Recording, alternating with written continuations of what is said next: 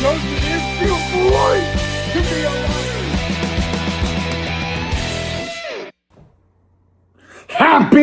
Happy Friday main event, YouTube baseball fans. Hope all you guys are having a great Friday and a great Saturday and weekend eve, guys. And I hope you guys are ready for a very fun episode of Friday Night Main Event Baseball with Ryan on YouTube. As we are going, well, I want to surprise you guys with the top 2 things we're going to talk about in tonight's episode. So make sure if you enjoy this episode, you hit that thumbs up and like, and don't forget to subscribe down below in the comment section. Okay, guys, our first order of business on a Friday night is talking some Major League Baseball, particularly the Miz, aka Jacob Mizrachi, guys. So Jacob Mizrachi was tonight's Friday night starting pitcher for the Milwaukee Brewers as they hosted the Chicago Cubs in game 1 of a 3-game weekend series, guys. And I wanted to talk about Jacob Mizrachi.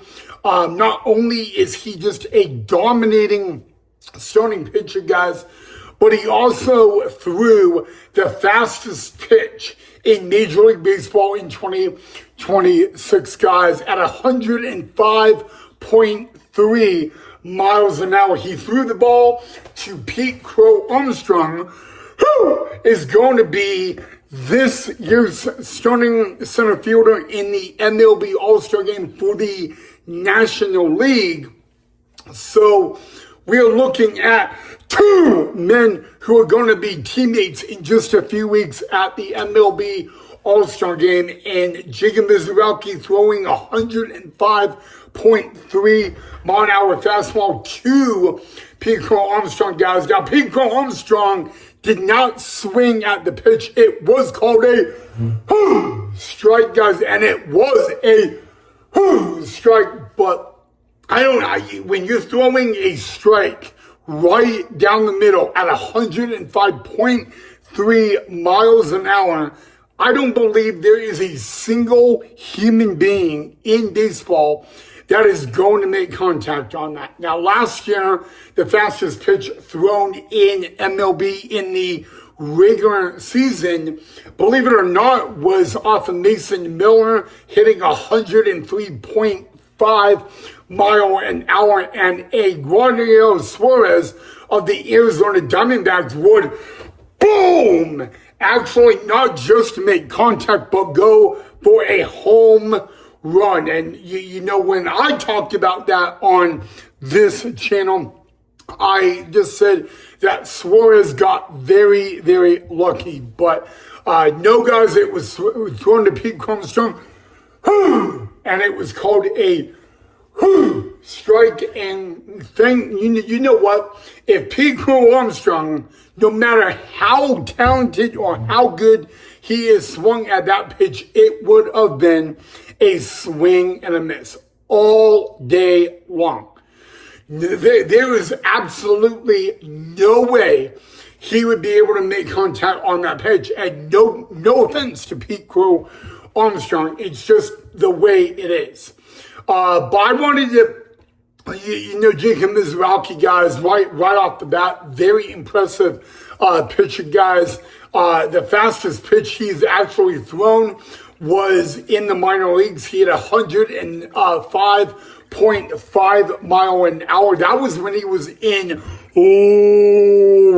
a ball. But the pitch he threw tonight at 105.3 mile an hour, that was the fastest pitch Jacob Mizrachi has thrown in his MLB career. And I mean, you know what? That's why they call him the Miz. They don't call him the Miz because of his last name being Mizrachi. It's just how fast and consistent he can throw a baseball for a strike. So, that's why. But I would like to get your guys' comments on what you guys thought of Jacob Mizrachi tonight. I don't know if you guys heard about it or not. So, again, let me know your thoughts on the Miz's outing on a Friday night in Milwaukee.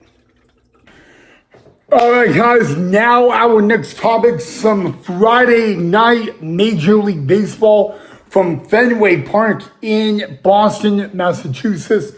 One of the most biggest rivalries or legendary rivalries in Major League Baseball, the Yankees and the Red Sox doing it up on a Friday night in game 2 of a 4-game weekend series, guys. And again, starting pitching matchup in this game, it was right-handed pitcher Will Warren for the Yankees. It was left-handed pitcher Peyton Toll for the Red Sox, guys. And it was all Boston Red Sox tonight at Fenway Park, guys. In the bottom of the first inning, they would send 5 men up to the plate. They would only score one run, guys. The next inning, bottom second, they sent 6 men up to the plate, scored 2 runs. And I also add the Boston Red Sox hit for the cycle. It was not a player, it was a team cycle. Basically, what a team cycle is, it's where a team hits a single, double, triple, and a home run all in one ball game, guys. The single came in the first inning by Wilson Contreras. It would be an RBI single. The triple was actually Willie Abreu.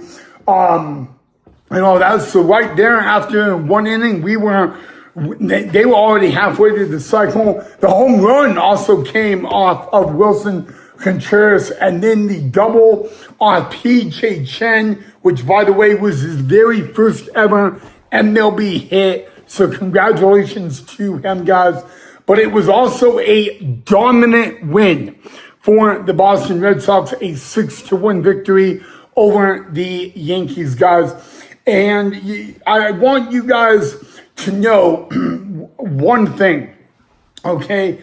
The Yankees are called the Bronx Bombers, and they did not have a home run in tonight's ball game. But I kind of want to bring your attention to the bottom of the 5th, because the benches were clear between these 2 teams. And I kind of want to talk about it a little bit because it does bother me. And it's going to be on former Boise Hawk player Wilson Contreras. By the way, Wilson Contreras played 3 years with the Boise Hawks, 2011, 12, and a little bit of 2013. Not important, guys, but there was one thing that Wilson Contreras did tonight that really pissed me off, and I am going to talk about that with you guys right now. Okay, guys, so this was Wilson Contreras' his 3rd at-bat of the game and of the night.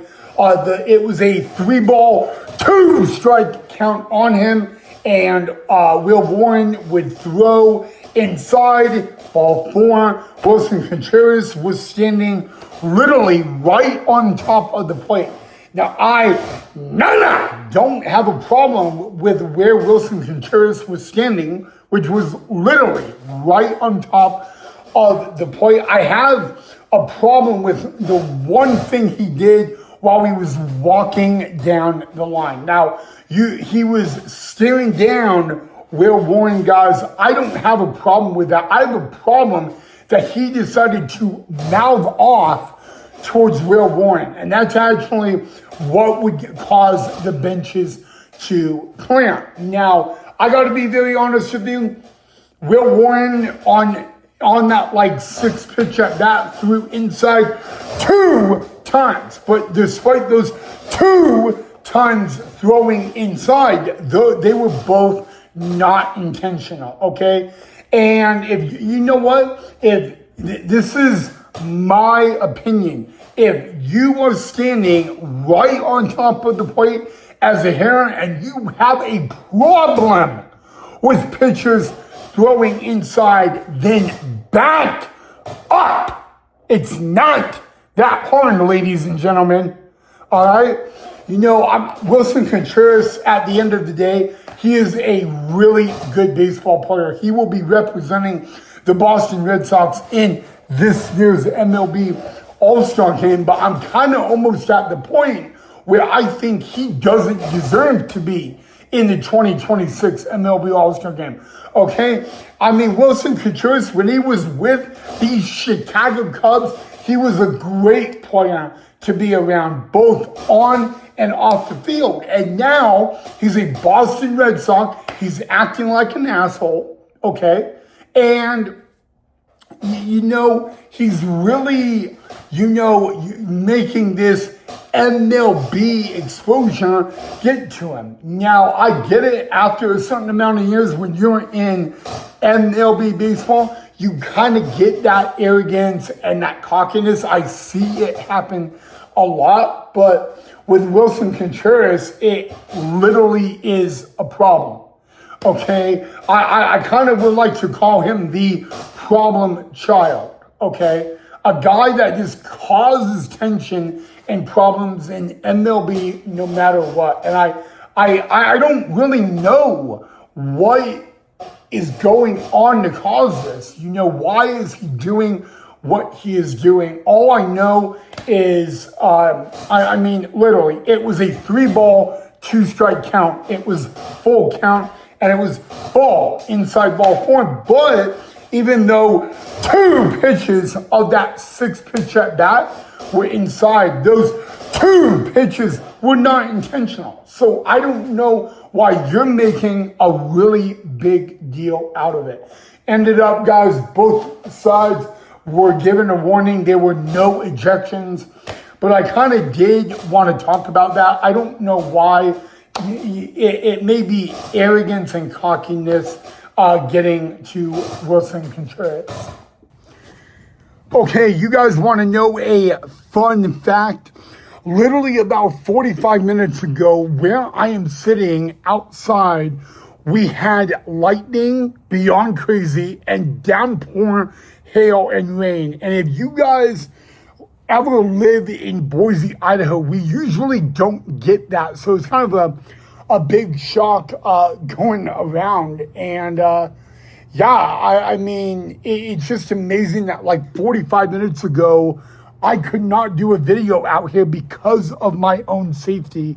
And now 45 minutes later, I can. So a little fun fact for you guys. But you know what, guys? I got to talk to you guys about something real quick, okay? I don't want to, vent regarding on what happened to Wilson Contreras tonight at Fenway Park against the Yankees. But at the same time, at the exact same time, I kind of feel like, Wilson Contreras is getting a new attitude. And I really don't know where it is coming from. I have my suspicions, but nothing is to confirm. So, again, guys, you gotta, when I was always taught, about baseball to respect the game, both on and off the field. And if you choose not to respect the game, again, that is a choice you are making. But then if you choose to disrespect the game, you do not deserve to be on a baseball field, a softball diamond, or even go to a baseball or softball game. Okay, the one rule I have, or the one huge rule, is you got to respect the game. And what Wilson Contreras is doing is flat out being a a-hole. Okay, and that's just my opinion. Okay, I would not welcome Wilson Contreras back to Idaho, yet alone Hawks Memorial Stadium, if he's going to act like that and all that. You know, I'm not saying that his younger brother, William Contreras, is the same, but I will say this. His younger brother, William Contreras, is a better baseball player than his older brother, Wilson. That's not an opinion. That's a fact of life, ladies and gentlemen. Okay? But I'm not going to get too emotional and caught up there. But I did want to talk to you guys a little bit about the Pioneer League as we had the Battle of Idaho going on tonight at Melaleuca Field between the Boise Hawks and the Idaho Falls Chuckers. But I want to focus it on the Idaho Falls Chuckers because there is breaking news on them, guys. So entering the 2026 Pioneer League season, the Idaho Falls Chuckers had a new manager by the name of Len Lancaster. And it was made official earlier today before tonight's ball game that Len Lancaster has resigned as Idaho Falls Chuckers manager. Basically, what that says is that Len Lancaster made his very own decision to step down as manager of the Idaho Falls Chuckers, okay? So now we're probably asking the question, well, who is going to manage the Idaho Falls Chuckers for the remaining of the 2026 Pioneer League season? And I'm glad you guys asked that, guys, because it is going to be Bob Milacki. Bob Milacki is entering his 11th year this year as the pitching coach for the Idaho Falls Chuckers. He goes back to the Chuckers all the way back over 11 years ago when the Chuckers were in the Pioneer League, but they were a minor league team. They were the rookie affiliate of the Kansas City Royals.